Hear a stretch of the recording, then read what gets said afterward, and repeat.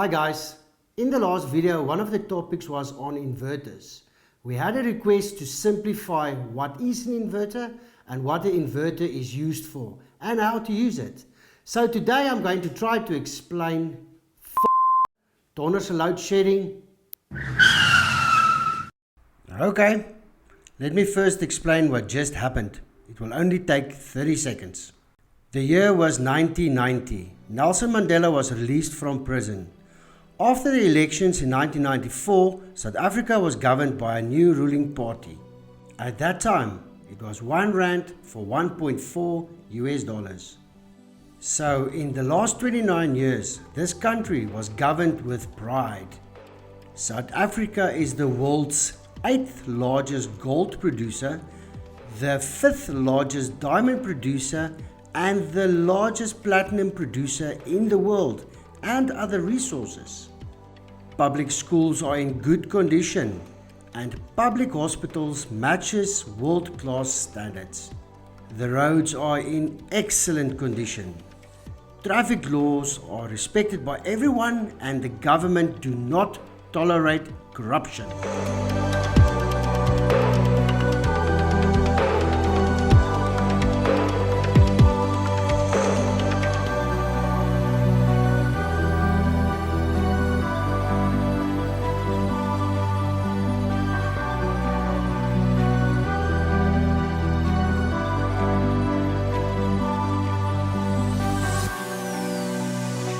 The unemployment rate is almost zero. It's a good place to raise your children. All the infrastructure is maintained with an unlimited budget by professional employees. We have the cleanest water, the best public transport systems. We are proud of our world-class cities. During the pandemic, the government banned the sale of alcohol and tobacco. They even banned the sale of non-essential items for our own safety. Now in 2023, it only costs 19 Rand 16 cents for $1 US. The power grid is probably our most important resource. Every business, every worker, every household and all the industries relies on electricity. I cannot understand why the power grid can be overloaded. South Africa is one of Africa's richest countries, but it can't keep the lights on. Power cuts are affecting people at home, on the roads, at work too, and it's taking its toll. 9 hours, 10 hours of no electricity as it rotates around the country. It's really very devastating to the country to have electricity turned off. And these power cuts can last for hours. They're needed because the system can't meet demand. Without them, the whole system could collapse. But regular power cuts are now part of life. And to explain why, we need to look at South Africa's coal-fired power stations. They account for 86% of the electricity it produces, but they're struggling to keep up. The state power utility Eskom admits they're unreliable. One consultancy says they're run exceptionally hard and under-maintained. And this connects the decisions reaching back years. For the last 29 of them, the African National Congress, the ANC, has been in power. Now we must resort to alternative ways to power our businesses and our homes. Fortunately, technology has come a long way. Currently it is load shedding, so as you can see behind me, there's a generator running. So businesses need to run generators to keep the doors open, to keep business going. I'm in one of our local Chinese shops. There's a 3 kilowatt, 3000 watt inverter for 1,790 Rand. I believe this is one of the cheaper options. Now I'm here at one of the other local dealers. I see there's a power system for 8,500 Rand. And I believe this one is the 1,440 watt system. It comes with a battery included, but it's a lot of money. At the back here you can see where the cables run from the battery inside this box to this little inverter with your 220 volt outlet. Then obviously there's a a wire that you put onto the grid to recharge this battery system. Here we have another option. It's called an inverter generator, a 3200 watt machine. I shit you not, 24,500 rand. Here we have a normal generator. I believe it's a 5.5 kilowatt, and the price on it is 16,740 rand. Warning. English is not Melly's home language. Please be patient, he will improve in the next 20 years. This is my personal setup I use at home. Do not take my word for it, I'm not a professional. This is only my experience and what I use. This is a 2000 watt inverter. 1000 watts is equal to 1 kilowatt. To run a home, you need at least 5 to 6 kilowatts of power. So this cannot supply enough energy for a hot water boiler, a geyser, a kettle, hairdryer, toaster, stuff that heats up. So they need a lot of energy. So what I use this one for is just to sustain me in the 2-3 hours of load shedding. So what I do is I just plug the extension directly into the inverter, running it to my 50-inch TV and my normal fan. With a battery like this is a 100 amp hour battery, a gel battery. I can go roughly for 12 hours with the TV and the fan only. I've got another battery that I connect here as well, but for demonstration purposes I only took the one. So what you do is, this is a 12 volt system, so you go positive to the positive on the inverter, negative to the negative on the inverter. It is extremely important to use the correct wires. This is the same brand that you just saw in the Chinese shop. It comes with these little wires. It's quite thick, but I don't believe it's thick enough, so I upgraded to a much thicker wire. What you can do as well is, maybe you can fit these clamps to your wires into the inverter, then you can just connect it directly to your vehicle's battery, either the lead acid battery, or if you are lucky and your vehicle runs with a gel battery, then you can use it, because usually if I go off-grid camping, I have a little small 220 watt inverter that I only use to power my small LED lights and the cell phone charger.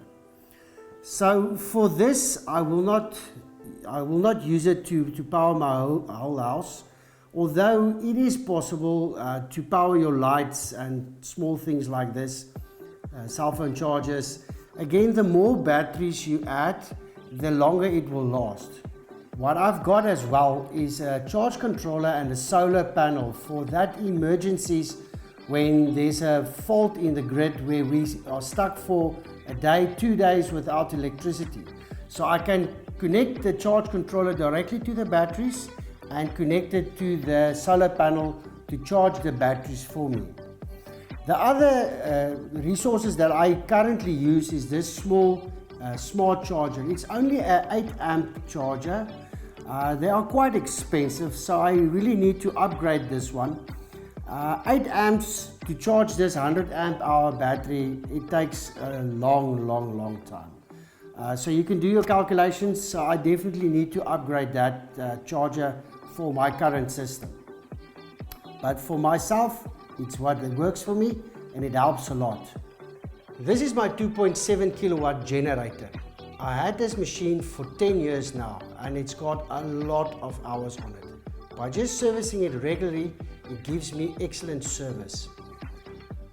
It's not big enough to sustain the whole house. The hot water geyser and the kettle and stuff like that, it's too much for this machine. But I can power both my fridges and a chest deep freeze with all my lights, TVs, fans, everything else in my house I can power at once. It takes 13 liters of petrol, and I can run roughly 10 hours on it depending on the load. Obviously, the more appliances I switch off, the better the fuel economy on this machine.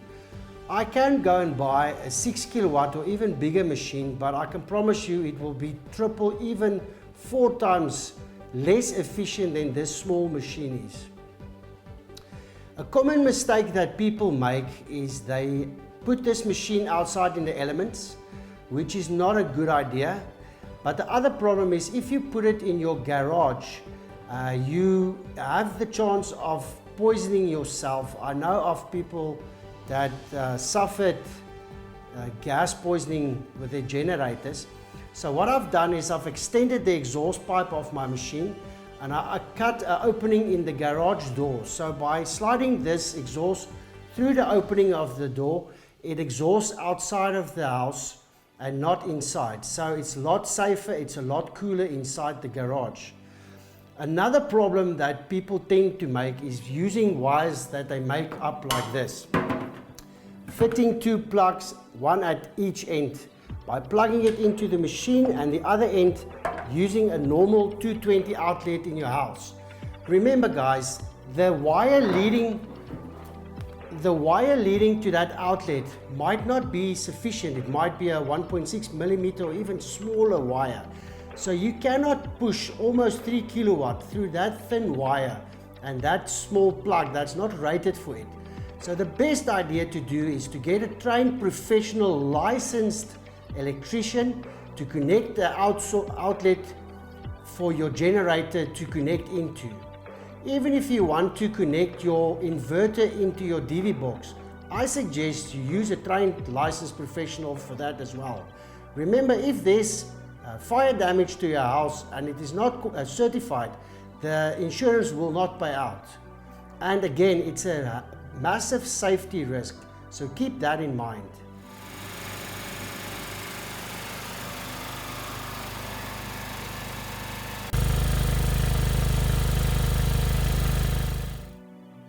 So what is the job of an inverter? What does it do?